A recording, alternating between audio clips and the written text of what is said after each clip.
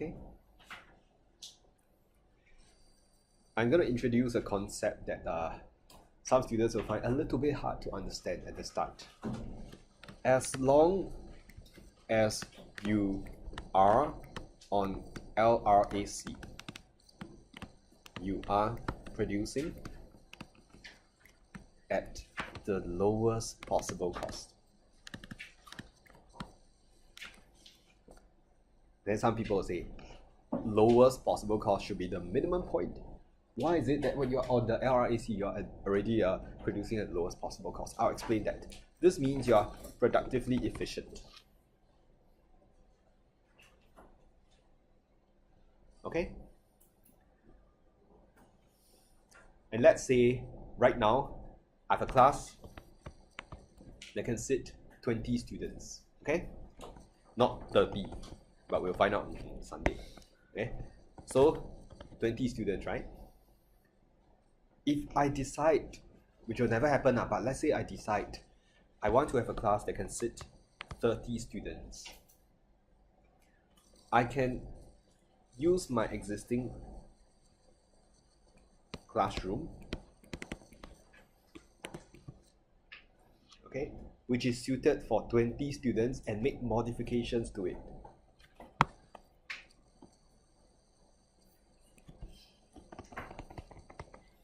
Sorry, the line is a bit wobbly. Okay, but I can make modifications to this classroom. Maybe I build another platform that some people can sit a bit higher, like theater style. Okay, and that means my cost will be here. C1,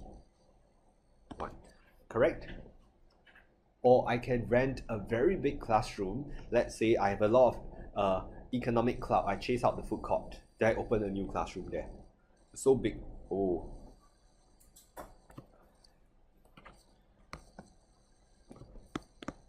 Let's say that one is more ideal for 50 students.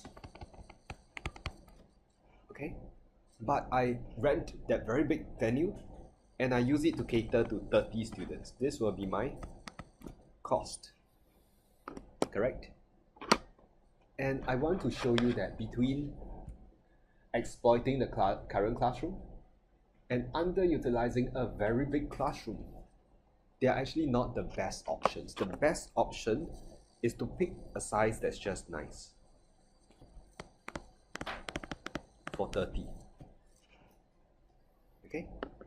So this is how the planning curve works. I am going to plan what kind of classroom I want. Each of these three SRACs represent different tenancy contracts I can sign.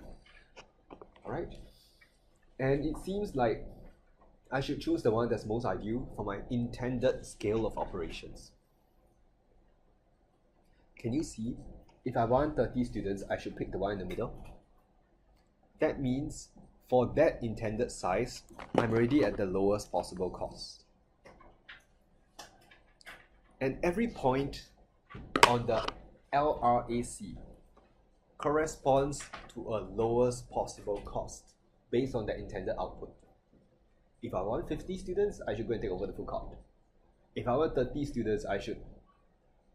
Yeah, I don't know where is ideal, for 30 students. Maybe all three we knock down the walls.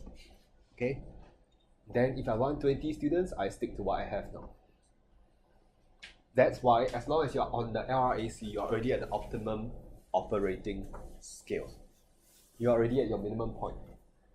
You're already productively efficient. So another name for LRAC is a planning curve. It's also known as an envelope curve, because it envelopes, okay, various SRACs.